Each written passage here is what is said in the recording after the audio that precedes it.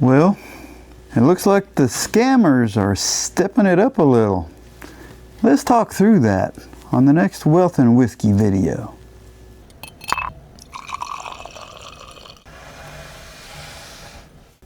Welcome to Wealth and Whiskey. I'm Roger Kiger. I've been a financial planner for about 30 years, helping people build growth and protect their legacies. This channel is called Aged and Unfiltered because we talk about some things that are, aged and unfiltered and sometimes unpopular or uncomfortable to discuss. But when we're talking about protecting legacies, today's topic is something that's not exactly what we usually cover, but it's something that seems to be becoming more and more prevalent, which is why we need to talk about ways that people scam or try to get access to your assets. Because we've seen more of that in the last few weeks than we've seen in a long time. So I want to give you a couple scenarios, including myself, from some folks that we've seen things happen in ways that people have tried to get to their money. But these are, to be clear, the three examples I'm going to give you, they're not people that are elderly or don't know how to use a computer, or they gave a check to somebody as a loan. It's none of those kinds of historical things that we've seen and heard about. So these are, by and large, pretty smart people that are getting taken advantage of by scammers that are getting smarter. The scammers are using better technology, and they're using AI in ways that we really never thought about, right? So let's talk about the first one. And this is a friend and a neighbor. Really good guy, smart guy. He wanted to put some money in crypto, and frankly, it's not something that we do. So we found a legitimate website and put in a little bit of money to test it out, and it did really, really well. So a few months later, he said, shoot, let's put in a little. The people on the website were saying, hey, this is doing so well, you should contribute a little more money. So he did, and it continued to do really, really well. So he was telling us how good this was doing, and he was asked to put in a third deposit for a little bit more money, and his justification was, look, it's doing so well, this doesn't make sense for me to not put more money in it. So he did that, and we asked him to try to withdraw a little bit of money. Well, the tone of all the interactions with everybody on that website seemed to change a little bit when he said, let me take some money out, right? So what they've been doing is they've been beefing up his returns to encourage him to keep putting money in it. And then when he said, I need to take some money out, man, the doors came down and shut everything down. He got locked out of the account, and the people essentially just kind of disappeared. Websites are cheap. With AI, they can look really smart, and they can fill all the buttons that a client's going to push to try to figure out if it's legitimate. This guy didn't do anything wrong, but we enlisted the help of a gentleman that knows a lot about crypto. And he told us, he said, that's the biggest way people lose money in crypto, other than losing access to or forgetting passwords to get into your crypto account. There are a lot of crypto sites, apparently, that are just not legitimate. The ones that are legitimate are the big players that you've heard of. And I don't want to go into specific names because I don't want to endorse any of them, but that was where this all kind of went wrong. So make sure you're talking to legitimate sites and getting verification that they are real, right? So you'll know the names if you're in that business, but please be careful and try to do all the research on how legitimate those sites are before you open an account there.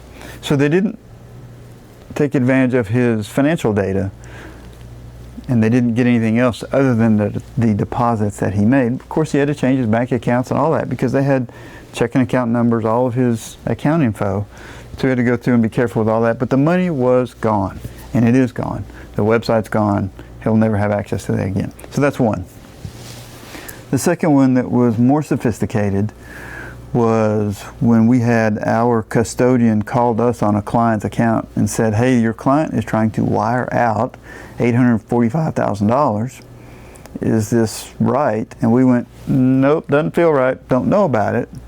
So we called the client, and the client said, that's not me, I'm not doing it. So somebody called this custodian, Charles Schwab, and said, I'd like to wire money out of my account, wasn't their account, and a very large amount of money. So they had the account numbers, they had access to all his financial data somehow, enough to call Schwab and make Schwab, they gave Schwab all the right information, but Schwab felt that it didn't seem right, which was the first indication. They said the voice was not typical, it was a foreign voice, an international voice, which was the first flag.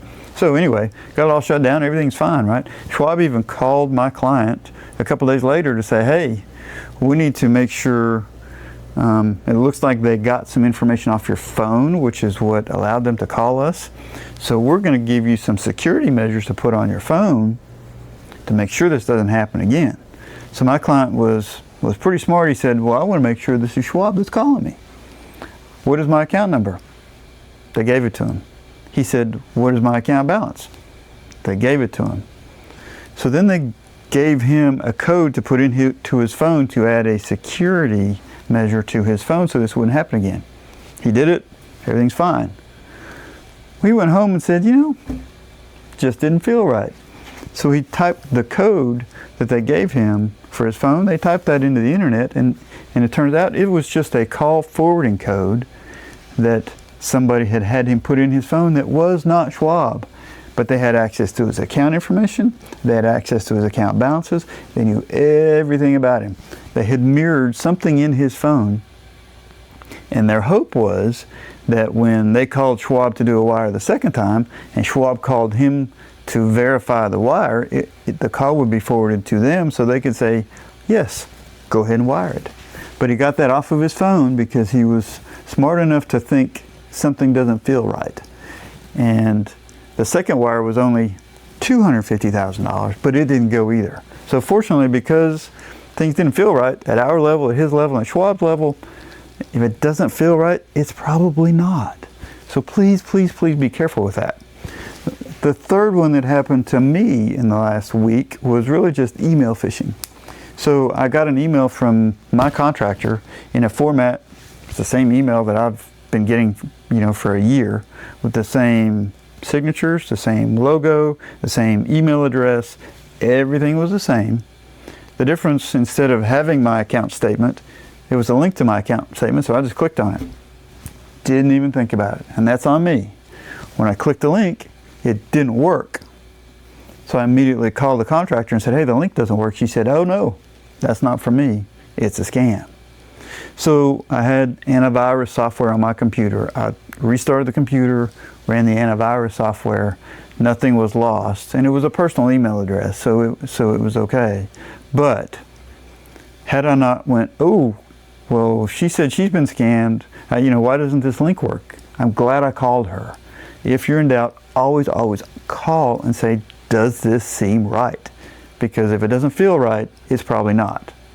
And then already this week, from my work email address, a lot of people in my office got emails from my work email address that said myname.com. Instead of our domain name.com, it was our domain name.exe or something else that was just a little bit weird.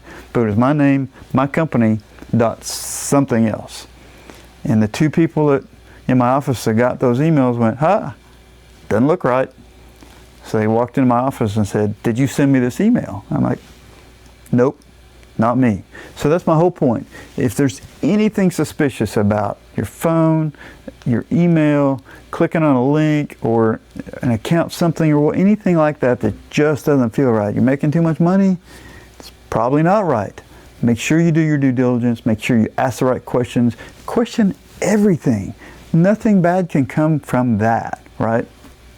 So this is how you can protect your legacy. It's not something we can really fix after the fact, but that ounce of prevention is really, really important, because the scammers, as they're starting to use AI more and more, we just know that this doesn't get better, right?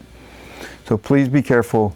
Please ask all the questions of anybody that's involved, and be aware of things that just don't feel correct. If it looks too good to be true, probably is.